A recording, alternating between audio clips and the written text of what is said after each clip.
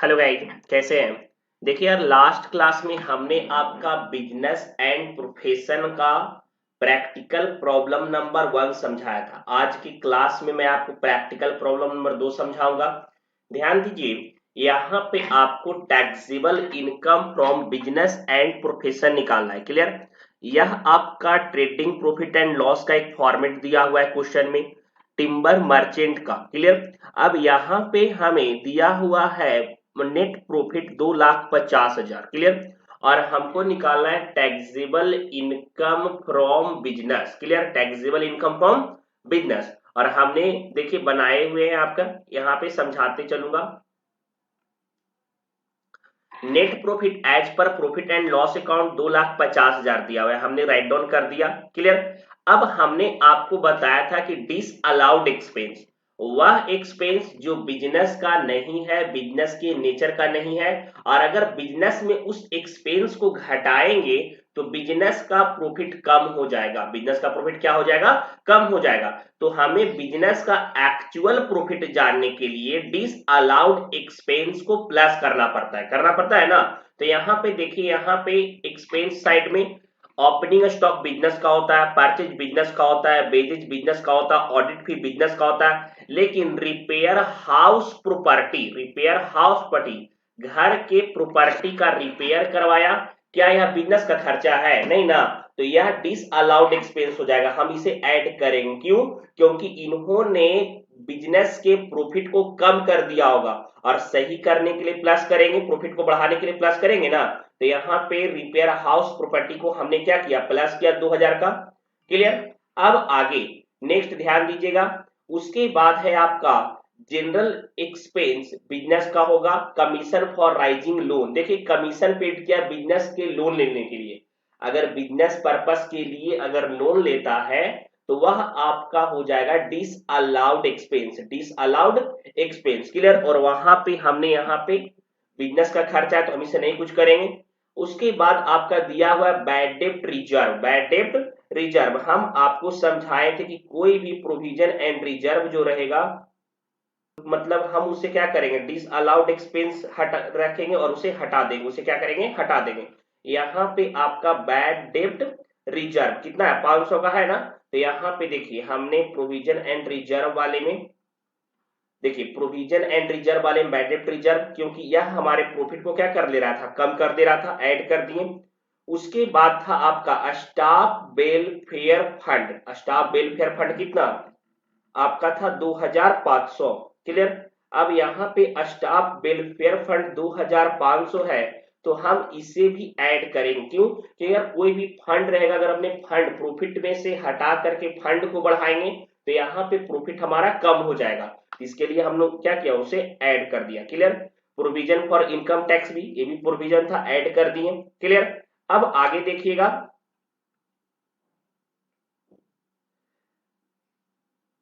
कह रहा था यहाँ पे आपका इंटरेस्ट ऑन कैपिटल। देखिए यहाँ पे आपका बैड डेप्ट के बाद इंटरेस्ट ऑन कैपिटल दिया हुआ था। समझिए मेरी बात को पहले। इंटरेस्ट ऑन कैपिटल के बारे में देखिए, इंटरेस्ट ऑन कैपिटल दिया हुआ था 10,500। समझिए पहले, ऐसा कोई भी खर्च जो बिजनेसमैन को फायदा दे रहा हो और बिजनेस को ये खर्च है, ऐसा कोई भी एक्सपेंस जो बिजनेस के लिए खर्चा है और बिजनेसमैन को फायदा दे रहा है, तो वह हमारा खर्चा हो जाता है डिस अलाउड एक्सपेंस। वह डिस अलाउड एक्सपेंस हो जाएगा। तो यहाँ पे 10,500 भी हमने ऐड करा। क्लियर। अब ऐसा कोई इनकम जो बिजनेस का नहीं था और बिजनेस में वह इनकम को शामिल कर लिया होगा, तो बिजनेस का प्रॉफिट क्या हो गया होगा? बढ़ गया होगा ना। तो इस कारण से उस इनकम को माइनस करेंगे। रेंट ऑफ प्रॉपर्टी बिजनेस का इनकम नहीं है, लेकिन बिजनेस वाले में शामिल करेंगे तो बिजनेस का प्रॉफिट बढ़ गया होगा। सही करने के लिए हमने इसे माइनस कर दिया। देखिए हमने माइनस करा इनकम फ्रॉम हाउस प्रॉपर्टी 15,000 का। अब आप यहाँ पे टोटल कर लीजिए कैलकुलेटर से,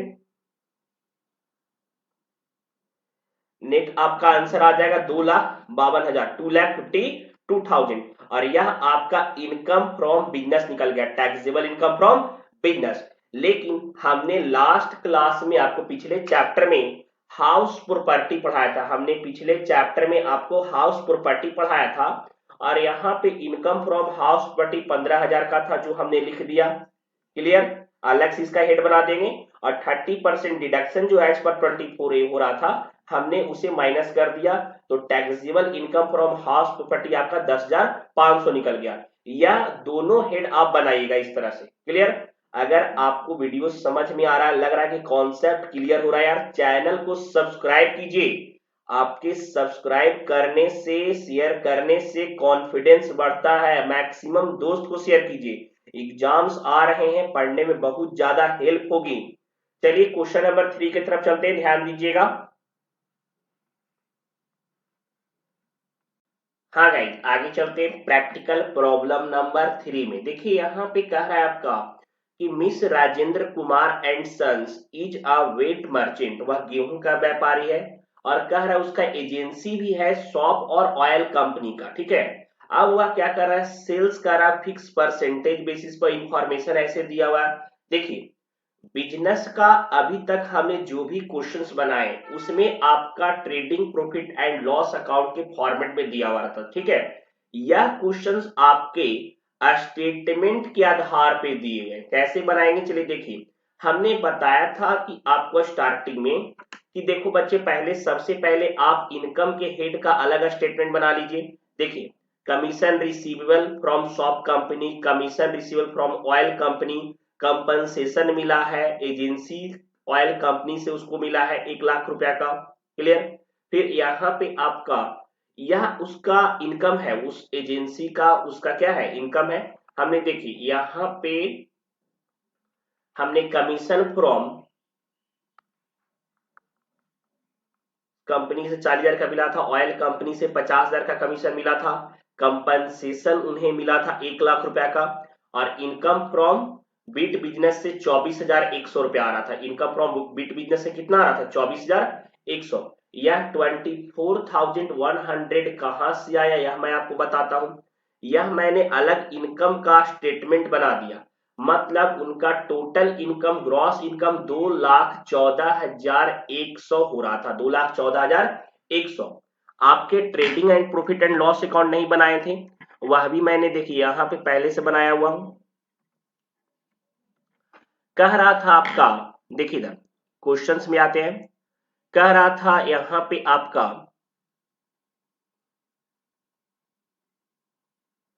कि during the year 500 bag of wheat were purchase, 2,50,000, 2,50,000 का परचेज करा था। ट्रेडिंग अकाउंट में परचेज डेबिट साइड में जाता है ना, हमने यहाँ पे देखिए यहाँ पे लिख दिया 2,50,000 परचेज में लिखा है ना। क्लियर, अब उसके बाद आपका एक्सपेंसेस 26,500 भी दिया हुआ था, 26,500 का आपका एक्सपेंसेस यहाँ दिया हुआ है। देखिए एक्सपेंस भी 26,500। अब कह रहा था कि वह सोल्ड कर रहा है 2,40,000 का, वह सोल्ड कितना का कर रहा है, 2,40,000 का सोल्ड आउट कर रहा है। हमने 2,40,000 का सोल्ड आउट किया। अब आप एक चीज नोटिस कीजिए, हमने खरीदा था 500 बैग और बेचा है उन्होंने कितना बैग, 400 बैग, मतलब अभी भी 100 बैग हमारे पास है, मतलब 100 बैग का क्लोजिंग स्टॉक वैल्यू हमने निकाला है यहाँ पे। देखिए 500 बैग का 2,50,000, तो 100 बैग का प्राइस आप निकालिए क्रॉस मल्टीप्लिकेशन करके, तो 50,000 आ जाएगा। क्लियर, अब यहाँ पे टोटल क्रेडिट साइड से डेबिट साइड को माइनस करेंगे तो हम लोग का नेट प्रॉफिट आया 13,500 का। कितना का आया, 13,500 का। अब देखिए उसे एक्चुअल में नेट प्रॉफिट कितना होना चाहिए था। देखिए नेट प्रॉफिट 13,500 दिखा रहा है, लेकिन कह रहा था कि डिस अलाउड एक्सपेंस में कुछ कुछ दिया हुआ था, जैसे मैरिज एक्सपेंस 4,500 आपको दिया हुआ है। यहाँ देखिए 4,500 marriage expense for Rajendra Kumar son. अब एक बात बताइए, बेटे के शादी में किया गया खर्च बिजनेस का खर्चा है नहीं ना, तो वह डिस अलाउड एक्सपेंस हो जाएगा, और यहाँ पे हम उस डिस अलाउड एक्सपेंस को ऐड किए हैं। फिर उसके बाद कह रहा था कि यहाँ पे 2700 cost of calendar and diary. बिल्कुल यार, बिजनेस में कैलेंडर और डायरी लोग एडवर्टाइजमेंट के लिए परचेज करते हैं, पर्सनल खर्चा यह नहीं है तो नहीं जाएगा। कह रहा था 1,300 being repair of residential house, 1,300 रुपया घर के रिपेयर में लगाया जो रेसिडेंशियल था, यह डिस अलाउड हो जाएगा। देखिए यहाँ पे हमने इसे ऐड कर दिया। क्लियर, समझ में आ रहा है ना। अब आगे देखिएगा, इंटरटेनमेंट एक्सपेंस 2450, बिल्कुल यार, बिजनेस में कस्टमर को इंटरटेन करने के लिए इंटरटेनमेंट एक्सपेंस हम रख सकते हैं, तो वो बिजनेस का खर्चा है।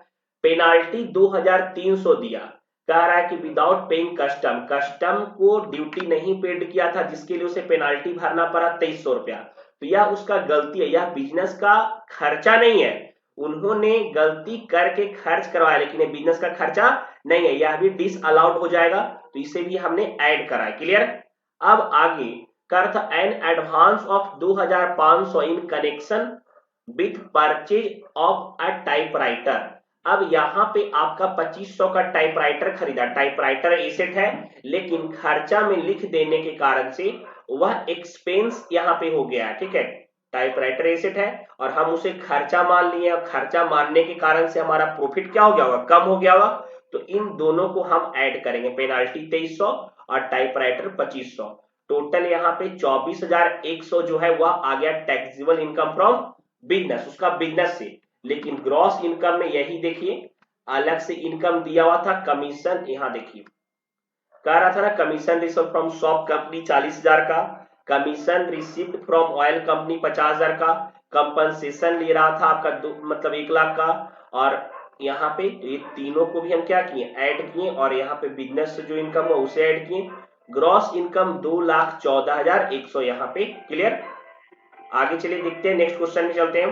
हाँ गाइस, आगे चलते, प्रैक्टिकल प्रॉब्लम नंबर 4, यह आपके स्क्रीन पे रहा, ध्यान दीजिएगा। यहाँ पे आपका नेट प्रॉफिट दिया हुआ है 3,04,060। क्लियर, देखिए चलिए लिखते हैं, 3,04,060 हमने लिख दिया यहाँ पे। क्लियर, प्रॉफिट एंड लॉस का फॉर्मेट में दिया होता है यार, लिख दिए। डिस अलाउड एक्सपेंस को हम ऐड करेंगे, क्योंकि उससे क्या होता है कि हमारे बिजनेस का प्रॉफिट कम होता है। ठीक है, तो डिस अलाउड एक्सपेंस को चेक करते हैं। सैलरी बिजनेस का खर्चा, एडवर्टाइजमेंट बिजनेस का खर्चा, ऑफिस एक्सपेंस बिजनेस का खर्च है, इंश्योरेंस एक्सपेंस गुड्स का कर रहे हैं, गुड्स बिजनेस का होता है तो ये बिजनेस का खर्चा है, लेकिन fire insurance premium house property का कर रहे हैं, फायर इंश्योरेंस प्रीमियम किसका कर रहे हैं, हाउस प्रॉपर्टी का, और यह आपका डिस अलाउड होगा क्योंकि पर्सनल हो गया ना, तो 3,400 हमने यहाँ पे देखिए लिख दिया ना, फायर इंश्योरेंस प्रीमियम 3,400। क्लियर। आगे कह रहा था life insurance premium 30,000, life insurance premium कितना दे रहा था आपका 30,000। अब एक बात समझिए, ऐसा कोई भी खर्चा जो बिजनेस के लिए खर्च हो और बिजनेसमैन को फायदा दे रहा हो, वह सारा खर्चा आपका डिस अलाउड एक्सपेंस होता है। तो लाइफ इंश्योरेंस बिजनेसमैन का हुआ होगा ना, तो यहाँ पे यह डिस अलाउड हो गया, कितना आपका 30,000, मैंने देखिए यहाँ पे लिख दिया लाइफ इंश्योरेंस प्रीमियम 30,000। क्लियर। अब उसके बाद था आपका टैक्स प्रोविजन, कोई भी प्रोविजन एंड रिजर्व को हम लोग ऐड करते हैं, सारा डिसअलाउड में ही हो, तो मतलब tax provision and reserve add होता है 1,000, यहाँ पे हमने 1,000 ऐड कर दिया। क्लियर। अगर आपका पेटेंट दिया हो रहेगा, ध्यान रखिए, यहां देखिए लिखा हुआ है आपका लाइफ इंश्योरेंस प्रीमियम के बाद में depreciation on motor car allowable है, यहाँ एडिशनल में लिखा हुआ है, यहाँ देखिए कह रहा है cost of motor car is 1 lakh on which depreciation allowable 15% per annum, मतलब मोटर कार का वैल्यू 1 लाख रुपया है, लेकिन उसका डेप्रीसिएशन अलाउड जो है, जो मतलब माना गया कि डेप्रीसिएशन चार्ज होगा, ऐसे हम लोग डेप्रीसिएशन को डिसअलाउड करके ऐड कर देते थे, लेकिन यहाँ पे डेप्रीसिएशन अलाउबल है 15%, मतलब 1 लाख का 15%, 15,000 अलाउबल है ना। तो यहाँ पे देखिए 15,000 जब अलाउबल है, तो यहाँ डेप्रीसिएशन का हम लोग का प्रॉफिट एंड लॉस अकाउंट में देखिए 13,000 ही दिया हुआ है, तो 2,000 और न होना चाहिए था अलाउबल, नहीं घटाया है, तो हम यहाँ पे डेप्रीसिएशन यहाँ देखिए expense not deductible, allowable expense not deductible, आपका 2,000 डेप्रीसिएशन हम यहाँ पे डाल दिए, क्यों, क्योंकि 15,000 का डेप्रीसिएशन हो रहा था और आपके प्रॉफिट एंड लॉस अकाउंट में 13,000 ही लिखा था, तो 2,000 और डिडक्ट करना था। ठीक है, आगे टैक्स प्रोविजन 1,000 हम डाले होंगे, देखिए हमने डाला है यहाँ पे टैक्स प्रोविजन 1000। उसके बाद है आपका एंटरटेनमेंट एक्सपेंस, बिजनेस का खर्चा होता है भाई entertainment expense. Cost of patent, समझिए मेरी बात को, अगर जब भी आपके क्वेश्चन में कॉस्ट ऑफ पेटेंट दिया हुआ रहेगा, जब भी आपके क्वेश्चन में कॉस्ट ऑफ पेटेंट दिया हुआ रहेगा तो वहां पे 25% उसका अलाउबल होता है, मतलब पेटेंट का डेप्रिसिएशन बोल लीजिए, पेटेंट राइट ऑफ बोल लीजिए, 25% आपका अलाउड होता है, मतलब माइनस होना चाहिए, अलाउबल खर्चा होता है। तो यहाँ पे कॉस्ट ऑफ पेटेंट दिया हुआ था, पूरा वैल्यू दे दिया था, तो 25% तो अलाउबल होगा, लेकिन 75% डिस अलाउड होगा ना। तो यहाँ पे 21,000 का लिखा हुआ था, लेकिन 25% माइनस करके जो रिमेनिंग आया, मतलब 75% हम यहाँ पे डिस अलाउड में डाल दिए। क्लियर? आगे मोटर कार एक्सपेंस आपका यहाँ पे लिखा हुआ है 12,000। क्लियर? और यहाँ देखिए एडिशनल पढ़ लेते थोड़ा, goods presented customer 30 article 800 use, अलग अलग लिखा हुआ यार। तो यह सारा न्यूज़पेपर एडवर्टाइजमेंट के लिए कर रहा था, तो ये सब खर्चा सही है। Salary paid to 1 employ, business का ही खर्चा है। रिकवरी ऑफ बैड डेब्ट include 6,000 which is not accepted by ITO, income tax officer, for reduction 18-19। अच्छा ये आगे बताते हैं। चलिए उसके बाद देखिए मोटर एक्सपेंस बिजनेस का ही है, बैड डेप्ट यहाँ होगा तो लिखाएगा, क्योंकि बैड डेप्ट एक्चुअल में लॉस होता है, जनरल एक्सपेंस तो होगा ही होगा।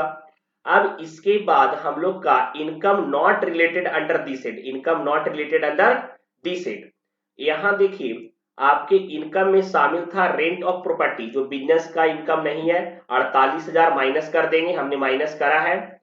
उसके बाद आपका दे रहा था refund of income tax, income tax business का नहीं होता है बच्चे, इनकम टैक्स किसी पर्सन को था वो रिफंड हो गया, तो इनकम टैक्स बिजनेसमैन का वो रिफंड हो गया, तो बिजनेस का इनकम नहीं ना है, तो इसे हम लोग यहाँ पे माइनस कर दिए, यह income not related under this head हो जाएगा। अब उसके बाद आपका बैड डेब्ट रिकवरी में 7,800 हो रहा था, बैड